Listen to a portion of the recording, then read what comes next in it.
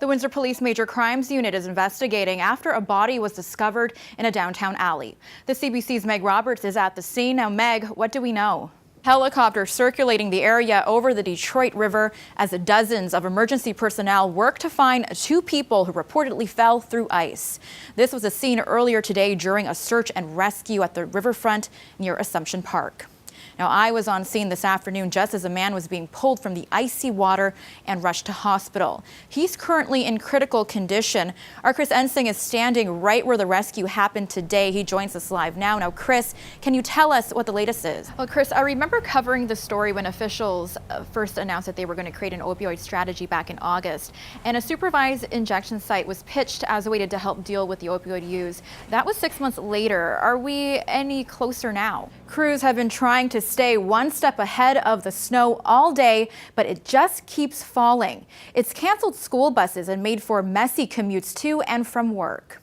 And now is no different. The snow is still falling in Windsor this hour, and we could be on our way to a record-setting day. The CBC's Dale Molnar is braving the elements and joins me live now. So Dale, it's been a dangerous day on the roads. I know I've gotten stuck as well. What's happening out there? And Jonathan joins us now with what we can expect weather-wise. And I think it's safe to say, Karen, a more pleasant day today than we saw yesterday. There's been a big new twist in the race to lead Ontario's Progressive Conservative Party.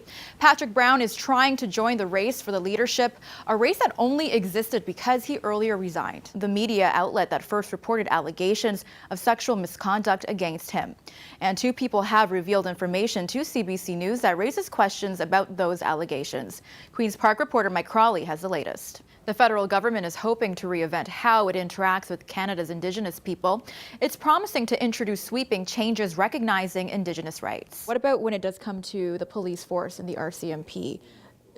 Do you think Indigenous people should be putting their trust into these organizations? Well, there has been some suggestion that the Bushy family could be seeking remedy from the civil courts. Is that something that is realistic? If you were lucky enough to be up early enough this morning, I know I personally was not, but some people here in Windsor had their eyes on the sky and got to see something pretty cool early this morning. I do want to show you some photos here that were sent to us, and it was sent to us by our friend Steve Bureau, and he was lucky enough to get a glimpse and take these beautiful snapshots of the moon last night. And Karen, I know you know quite a bit about this, but for those who are not familiar, what are we looking at here? Good evening. Arms is away. I'm Melissa Nakhavoly. Coming up this half hour, a potential for flooding as temperatures heat up. Our Chris Ensing has a warning for us tonight. Plus, residents are calling for justice in the case of Colton Bushy. The rallying in downtown Windsor. Our Meg Roberts is standing by. Now, those stories and all the day's Winter Olympic highlights coming up. CBC Windsor News at 6 starts right now. Today, I spoke with Sarah Sipkar with the Downtown Windsor Community Collaborative, who says while the organization supports the temporary site, there needs to be more active conversation with residents. And I know there's been some discussion, and in Chris's story, as we just saw, discussion over overdose injection sites, and some people think that they are needed here. It's a necessity in Windsor. What are your thoughts on those? The OPP are trying to calm fears of dog nappings in Essex County. Now, they say they've investigated all reports of suspected dog thefts. They found there are really only 2 missing dogs, both from the same home, and they do not believe the circumstances are suspicious. Well, Chris, last night we heard all about how ice on rooftops can cause problems, but now we're hearing about the potential for flooding. How can we make sure our basements stay dry? And self-driving cars are right around the corner, and we're building them right here at Windsor's assembly plant. Chances are you've already been in a vehicle that helps you park, but what happens when they go fully autonomous?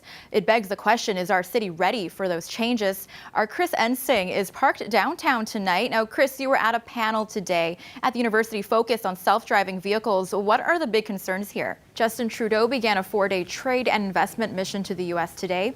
He's promoting Canada-U.S. trade in general and NAFTA in particular.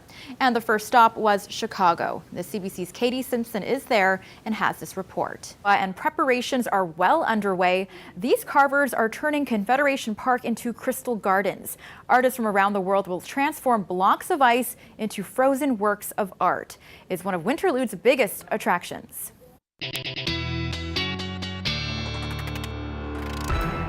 And it's time to check in with Karen Johnson and the look at weather today. And I think Winterlude and even like bright lights here in Windsor, just a few ways of making the most out of these cold temperatures, Karen.